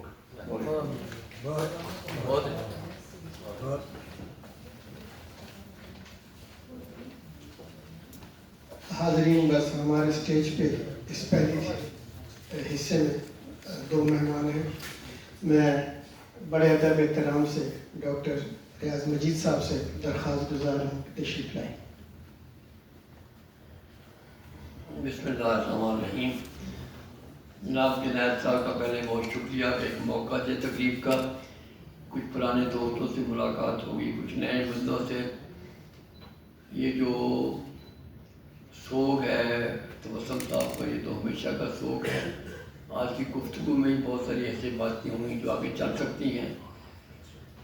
وہ یہ بھی ہوا کہ لوگ کام آتے ہیں تو ہے غنیمت کیسے سکتے ہیں ابھی چند چراغ، بند ہوتے ہوئے بازار سے کیا چاہتے. یہی کچھ لوگ بہت ہیں، یہ 1 لاکھ کے برابر ہے سارے. شہر ایسری آباد رہتے ہیں، جیسے مجید احمد نے کہا تھا کہ میں روز ادھر سے گزرتا ہوں، کون دیکھتا، میں جب ادھر سے نہ گزروں گا کون دیکھے گا. تو دکھ اپنے احساس کے حوالے سے ہوتا ہے. جتنا آپ کا تعلق کسی چیز سے ہوتا ہے اتنا آپ کو دکھ ہوتا ہے، باقی دکھ نہیں ہوتا. جو محبت والے لوگ ہیں ان کی محبت اور دوست کی سطح ہموار پانی کی طرح ہوتی ہے. جو جگہ جتنی گہری ہوتی ہے اتنا چوکا پانی لے لیتی ہے. اوپر کی سطح پہ پانی ایک طرح ہی بہتا ہے، جو جتنی گہری جگہ ہے پانی اس میں زیادہ جاتا ہے. تو جو لاکھوں لوگوں سے توسم صاحب کا حوالہ رہا پوری زندگی میں، جن میں ہزاروں ان کو شاگرد ہوں گے، تو جس نے گہرائی کے ساتھ دیکھا انہوں نے گہرائی کے ساتھ ہی فیل کیا سارا. انہی لوگوں کا دکھ ہے. اور جب ایسے لوگ مرتے ہیں تو ان کے اندر سے بھی کوئی چیز مر جاتی ہے. For whom the bell tolls thee tolls for thee, when somebody dies diminishes me. کہتے ہیں کہ جب کوئی آدمی مرتا ہے تو وہ ہمیں بھی اندر سے خالی کر جاتا ہے. کر گیا میری بھی جان کا کوئی گوشہ خالی، مرنے والا کہیں مجھ میں بھی رہا کرتا تھا. تو آپ کے دکھ کی نوعیت اس کے حوالے سے ہوتی ہے ساری. اگر آپ کو زیادہ دکھ ہے تو وہ زیادہ آپ کے قریب تھے، اگر نہیں ہے تو جس عرصے میں میں اسٹیج پہ آیا ہوں دنیا میں 200-400 لوگ مر چکے ہیں، 150-200 پیدا بھی ہو چکے ہیں. اس طرح لوگ مرتے ہیں اور چلے جاتے ہیں. شاعر کا کمال یہ ہے کہ اس کا اپنا کلام جو ہے وہ زندہ رہنے والا ہوتا ہے. اقبال نے کہا تھا کہ بہت سارے شاعر جو آتے ہیں وہ مر جاتے ہیں لیکن ہماری آنکھیں کھول دیتے ہیں. آج کی گفتگو میں جتنے شعر پڑھے گئے اس میں 2 بڑے اہم حوالے ہوئے. ایک تو ان کی موت کے حوالے سے جو کچھ شعر تھے کہ ڈوری سانس کی ٹوٹنے والی ہے اور رد کھلا دریچہ واپس رہ جائے گا. یہ سب کے ساتھ ہی آتا ہونا ہے. یہ جو ایک پری سینٹیمنٹ ہے یا جسے کہتے ہیں سائیکالوجی میں کہ بہت سارے واقعات کا قبل از وقت شاعر کو شعور ہو جاتا ہے. مرنا تو سب نہیں ہے، جب شاعر ایسی بات کرتا ہے اس کے بعد بھی زندہ رہتا ہے تو اس میں مر چکا ہوتا ہے. اس کے اندر پورا سماج بولتا ہے. شاعر کا میں اس کا اپنا ذاتی میں نہیں ہوتا. جب انہوں نے کہا کہ ڈوری ٹوٹنے والی ہے اور کھلا دریچہ رہ جائے گا، وہ سب کا ہی تجربہ ہے. تو یہ تجربے جو ہیں یہ شاعری کے اندر ہمیشہ زندہ رہیں گے. ان کا جسمانی وجود آیا چلا گیا، 60-70 سال انہوں نے پڑھایا بچوں کو، اب ان کی شاعری ہمارے سامنے ہے. اور جب ہم شاعری کو پڑھیں گے دوبارہ ریکریٹ کریں گے تو اس کے اندر نئی نئی باتیں نکلیں گی. وہی خط ہوتے ہیں, وہی چیزیں ہوتی ہیں زمانے کے ساتھ. جیسے آئینہ ہے, آئینہ گھر کا وہی ہوتا ہے, لیکن جب آپ اسے دیکھتے ہیں تو اس کے اندر سے آپ کی شکل بدلتی رہتی ہے. شعر بھی آئینوں کی طرح ہوتے ہیں. جب اسے کالج کے زمانے میں پڑھتے ہیں, پھر یونیورسٹی کے زمانے میں پڑھتے ہیں, پھر اب پڑھتے ہیں تو اپنے معنی خود لاتے ہیں. تو کچھ برس پہلے جو خط اس نے لکھے تھے مجھ کو, اب پڑھا ان کو تو کچھ اور معنی نکلے. اب یہ چوکیدار کا لفظ اور معنوں میں ان کے ہاں آیا ہے کہ او دے ہون دا ڈاری سانو سون نہ دے کر دے باہر جیا چوکیدار کھلوتا. تو یہ اس طرح کے یہ ہمیشہ زندہ رہنے والے شعر ہیں, اور ہر زمانہ ان کی ایک ترتیب نو ہمارے سامنے پیدا کرے گا. ان کا کمال یہ ہے کہ انہوں نے کچھ شعر ایسے ضرور کہے ہیں جو زندہ رہنے والے شعر ہیں. مجھے 2 سال ان کے ساتھ مسلسل کام کرنے کا موقع ملا پنجاب یونیورسٹی میں. ہائر ایجوکیشن کمیشن نے مجھے وہاں بھیجا تو ان کے ساتھ میرا, پھر ان کی کتاب بھی پہلی میں نے چھاپی. اس سے پہلے اور بعد میں ان سے تعلق رہا.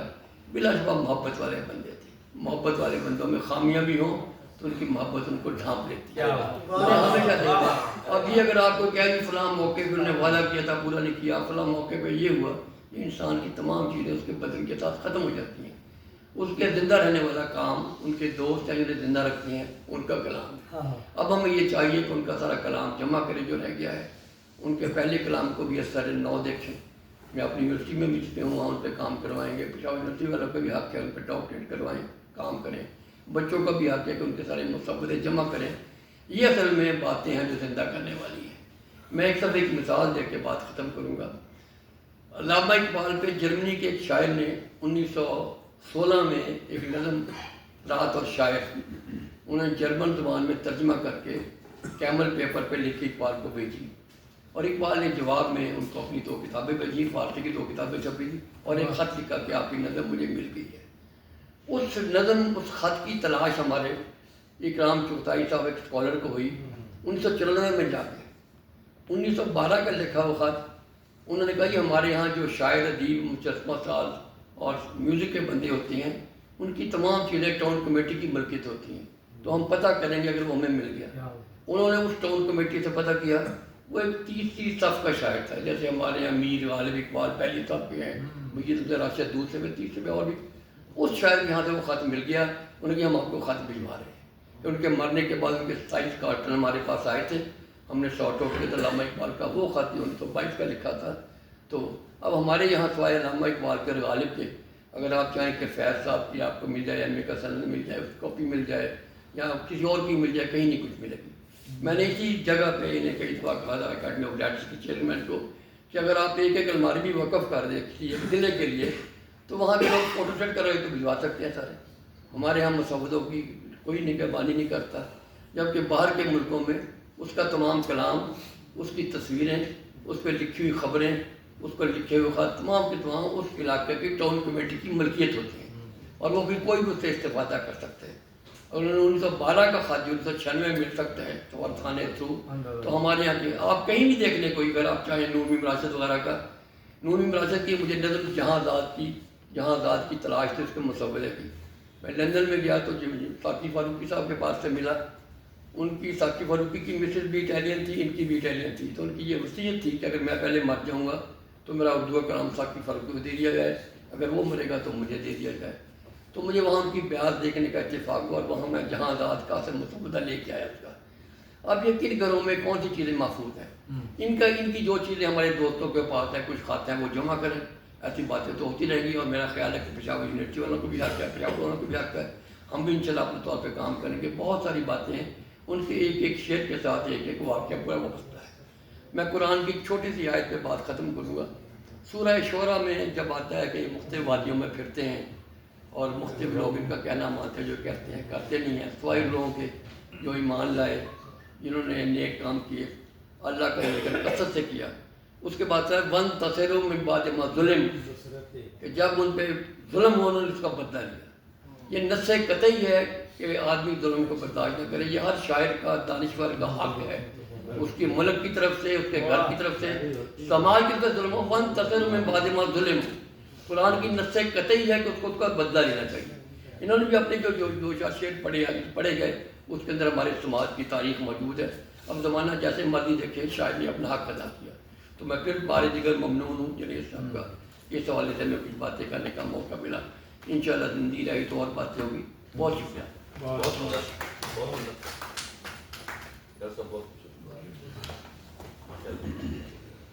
بہت شکریہ ڈاکٹر صاحب، آپ نے ہمارا مان رکھا، تشریف لائے.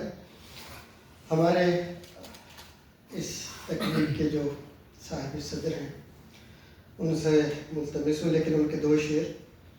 یہ حرف لفظ کی کشتی یہ آپ کاغذ پر، بناتا رہتا ہوں اب تو سراب کاغذ پر. مہک اٹھی تیری خوشبو سے رات تنہائی، جو تیرے نام کا لکھا گلاب کاغذ پر. جناب ناصر علی سید، میں شکریہ بھی ان کا ادا کروں گا کہ وہ عزیز اجاز محترم مشتاق شباب ڈاکٹر نور حکیم جیلانی میری درخواست پر تشریف لائے اور ہمیں بہت کچھ ڈاکٹر عزیز تبسم کے حوالے سے سننے کو ملا. تشریف لائیں. ہمارے اس تقریب کے حصے کے آخری مقرر ہیں، حوصلہ رکھیے گا. جناب ناصر علی سید.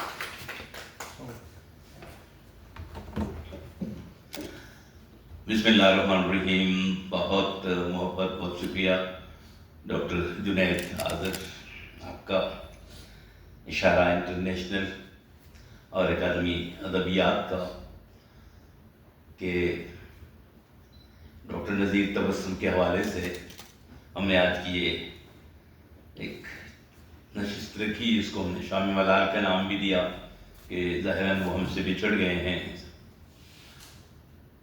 میں اکثر کہتا ہوں کہ جو دوست بچھڑ جاتے ہیں، رب سے بلے ناز دل ماں، ہمارے دلوں میں تو زندہ رہتے ہیں، دلوں سے تو کہیں جاتے نہیں ہیں. ہم ان کے ساتھ رہ رہے ہوتے ہیں، وہ ہمارے ساتھ رہ رہے ہوتے ہیں، بسر کر رہے ہوتے ہیں. میں نے پشاور کی ایسی ایک شام ملال میں یہ کہا تھا کہ یوں کرتے ہیں کہ آئندہ جب یہ دن آئیں گے، جو موسم آئے گا، جب ان کی برسی کے حوالے سے آپ بات کریں، تو اس کو صرف اپنے آپ تک محدود رکھیے گا، ان کے بچھڑنے کے دنوں کو، لیکن ان کی جو پیدائش کا دن ہے اس کو ہم سیلیبریٹ کیا کریں گے. اور ہمارے بعد باقی جو بچے ہیں، کیونکہ مجھے نہیں یقین کہ نذیر تبسم کو ہم ان حوالوں سے یاد کریں. ہم نے ہمیشہ انہیں ہنستے ہوئے دیکھا ہے، زندگی سے بہت بھرپور دیکھا ہے، اور جہاں جہاں بھی وہ گئے ہیں وہاں وہاں اس محفل کو بھلے سے کیسی بھی ہو، وہ اس کو زعفران زاغ بنانے کا فن جانتے تھے، ہنر جانتے تھے، وہ دل سے کرتے تھے.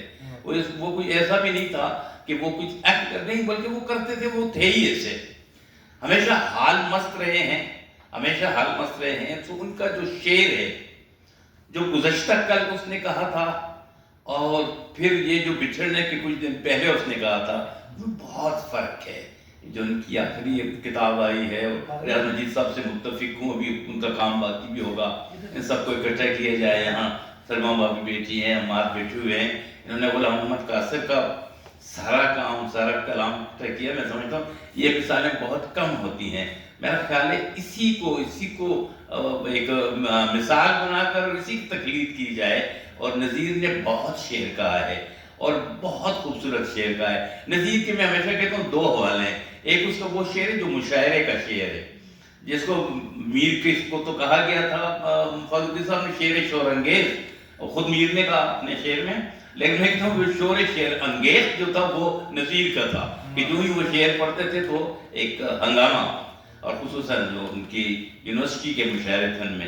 لیکن اس سے ہٹ کے کچھ ان کے شعر ہیں، ان اشعار کو، ان کو بنیاد بنا کر اگر واقعتاً کچھ اس طرح کی ترتیب دی جائے، کوئی ایک بہت ہی ہمدرد نقاد ان کو میسر آ جائے ڈاکٹر ریاض مجید صاحب کے کیریبر کا، تو آپ دیکھیں گے کہ نذیر ایک اور روپ میں آپ کے سامنے آئے گا. اور خصوصاً اس کے آخری دنوں کے شعر، یعنی کل کا جو اس کا انداز تھا، ماضی کا وہ کھلنڈرا پن، انہوں نے ایک سائٹ پہ رکھ دیا تھا. اس کے بعد ان کے اندر ایک اور نذیر نے جنم لیا تھا. یہ جو جتنے اشعار پڑھے گئے ہیں یہاں پر، یہ سارے وہ اشعار ہیں جو ان کے بہت آخری دنوں کے حوالوں سے تھے. جیسے ریاض مجید صاحب نے کہا کہ ایک انٹیوشن سی شاعر کو آگہی سی ہو جاتی ہے، ان کو معلوم ہونے لگتا ہے کہ میرے پاس وقت کم ہے، اب مجھے کچھ ڈیلیور کرنا ہے. تو نذیر نے کیا، یہ جو شعر ابھی سب کچھ چھین لیا والے سنائے جنید آذر نے، آپ نے دیکھا اس طرح کے ان کے ہاں آپ شعر آنا شروع ہو گئے تھے. یہ تماشا بھی سر بازار ہونا چاہیے، میری جانب سے بھی امکان، مطلب اب اس کی آواز میں وہ جو ایک حال مست اور ایک کھلنڈرا پن تھا کالج یونیورسٹی کی بچیاں جن کے شعر پر فدا ہوتی تھی، وہ اپنی جگہ پہ ان کی ایک اہمیت بھی ہے. لیکن یہ جو انہوں نے بعد میں چوکیدارہ تم نے ہم سے سب کچھ، یہ جو اشعار ان کے ہیں، ان اشعار کے آئینے میں ان کو دیکھنا چاہیے. اور پھر ایک اور چیز جو میں نے ہمیشہ محسوس کی ہے وہ یہ ہے کہ نظیر کے شعر کے منطقہ میں جو مرکزہ ہے وہ پشاور ہے، اور وہ پشاور کی وہ جو عظمت رفتہ ہے وہ اس شہر میں رہتے ہیں، ان بزرگوں کو یاد کرتے ہیں، ان وزادار لوگوں کو یاد کرتے ہیں. ان کے اشعار آپ دیکھیں، اس میں ایک نہیں دو نہیں کئی ایک، شہباز صاحب نے بھی ایک شعر حوالے سے پشاور میں پشاور کو بہت، وہ سارے حوالے جو ہیں وہ ہیں کہ جس میں وہ پشاور جو ہے یہ اس کو محبوب ہے. جب ہم کہتے ہیں کہ محبوب کی بات ہوئی تو ان کے شعر کا محبوب جو ہے وہ پشاور ہے. پشاور کے وہ گلی کوچے ہیں جس پہ کبھی وزادار لوگ پھرا کرتے تھے، اور جنہوں ہم نے بھی دیکھا، جہاں شباب صاحب عزیز اعجاز صاحب موجود ہیں، انہوں نے بھی ان لوگوں کو دیکھا اور ان یاد کرتے ہیں کہ کیسے ان گلیوں کوچوں میں اب کیسے لوگ تھے اور اب کیسے لوگ وہاں آ گئے ہیں. نذیر نے اس تبدیلی کو، نور حکیم نے جس کو توڑ پھوڑ کی بات کی، وہ یہ تبدیلی تھی کہ اب پشاور میں پشاور نہیں رہا، پشاور میں پشاور نہیں ہے، کوئی بھی پرانا شہر اب اپنی حالت میں نہیں ہے. یہ جو نئی چیزوں کو، نئی تہذیبوں کو ہم نے ویلکم کرنا شروع کر دیا، اپنے آپ کو بہت اچھا مہمان نواز ثابت کرنے کے لیے، اس نے ہم سے بہت کچھ چھینا، اور یہ ہم نے خود کیا. ہم نے کوئی باہر سے نہیں آیا، کسی نے ہم پہ تھوپا نہیں ہے، ہم نے خود کیا. اپنی اسے مروت میں، روی میں، سارے پرانے شعروں کے مزاج ایک سے ہوتے ہیں. تو نذیر کے شعر میں جو ایک سنجیدگی، ایک تدبر، ایک ٹھہراؤ آ گیا تھا، وہ اس بات کی علامت تھا کہ وہ اس چیز کو اب محسوس کرنے لگا تھا، اندر سے محسوس کرنے لگا تھا. اس لیے اگر آپ ان کی وہ کتابیں دیکھیں جن کو ایک رومانی شاعر کے طور پر نذیر سب لوگ ان کو جانتے ہیں، اور انہی حوالوں سے لوگ انہیں بہت پیار بھی کرتے رہے ہیں، کرتے ہیں، اب بھی کرتے ہیں. لیکن جب وہ اس کی یہ کتاب آتی ہے تو اب اس پہ جو یادوں کے جو خزانے ہیں، وہ اس کا مرکز وہ پشاور ہے، کیونکہ پشاور میں وہ سب کچھ تھا. میں یہ کہتا ہوں کہ نذیر ایک زندہ شخص تھا، اور میں تو ایسے ایک نہیں دو نہیں 20 بھی نہیں بلکہ 50 بلکہ سینکڑوں ایسے واقعات سنا سکتا ہوں چشمدید، کہ میں اب کوئی ایک واقعہ بھی سنا دوں تو پوری محفل کا رنگ ہی بدل جائے کہ جتنا زندہ دل وہ شخص تھا. لیکن شعر کی محبت میں جب وہ داخل ہوتا تھا تو پھر وہ جوتے اتار کے جاتا تھا. پھر اس کے لہجے کی سنجیدگی، اس کے بردباری، وہ بہت ہی مختلف ہو جاتا تھا. ورنہ اس کے کھلنڈرے پن کے اتنے قصے ہیں کبھی مجھ سے تقریب کے بعد پوچھے بتاؤں گا بھی. تو کہ میں عزیز جی چونکہ اس کا اچھا شدید گواہ ہے، شباب صاحب بھی ہیں، لیکن چونکہ میرے عزیز اور یعنی چلیے ایک بےضرر سے واقعہ سنا دیتا ہوں کہ میرے پاس بھاگا آیا، پریشان تھا، اور اس پریشانی میں اس نے مجھے کہا، بابی کو اللہ مغفرت کرے، اس کے ساتھ ہمارے تعلقات کی صورت، یہ بچے تو میری گود میں پڑے ہوئے ہیں. تو مجھے آنے کے کہنے لگا کہ جلدی کرو. میں نے کہا کیا ہو گیا؟ کہ آپ کی بھابھی کی طبیعت ٹھیک نہیں ہے، ہاسپٹل میں ہے. تو ڈاکٹر نے کہا کہ اسے 2 پین 2 بوتل خون چاہیے. تو میں تو ہوں لیکن تم جلدی کرو یار بس. میں نے کہا چلو. میں نے کہا چلیں گے. تو یہ کیا ہوا ہے کہ خیر بار وہ جو واقعہ تھا چلا گیا ان کے ساتھ. میں نے خون دیا، اس کو چلایا گیا، وہاں لڑکا تھا دستگیری کیا نام تھا. اس کے بعد وہ آیا، اسے لیجیے الحمدللہ بھابھی کی طبیعت سنبھل گئی، شکر الحمد. اس کو جوس پی رہا تھا جو عام طور پہ خون میں نے دیا ہے، کئی دفعہ دیا ہے، 71 72 ٹائمز دیا ہے. تو وہ میں جوس پی رہا تھا. تو اس دستگیر نے بتایا کہ، تو میں نے اسے کہا، میں نے کہا آپ دیکھ لیں، ہم یہ بتائیں کہ ہم دونوں نے خون دیا تو اب کس کے خون میں زیادہ طاقت تھی جس سے وہ ٹھیک ہوئی ہے. تو میرے منہ کی طرف دیکھتے کہ تم سمجھا نہیں. میں نے کہا 2 بوتل خون میں سے آپ یہ تو بتائیں، یہ جو آپ کہتے ہیں طبیعت سنبھل گئی تو کس کے خون سے؟ کیونکہ اس نے تو پہلے دیا تھا، میں نے تو ابھی تازہ کیا ہے. کہتے نہیں ہمیں تو چاہیے ایک تھا. کیا مطلب ہے؟ نہیں وہ بس میں سوچ رہا تھا کہ تو پھر ضرورت ہوگی تو پھر میں دے دیتا. یہ تھا، دس از نذیر، یہ نا نذیر.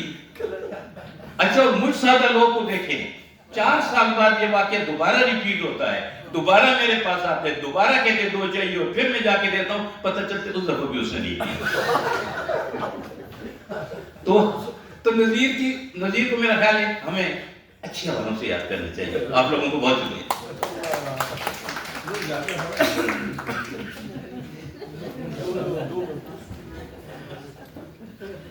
दोस्त ही दोस्तों के मसाइल की वजह होते हैं। तो बहुत शुक्रिया ख़वातीन हज़रात, हम अपने पहले हिस्से के इख्तिताम हो चुका है।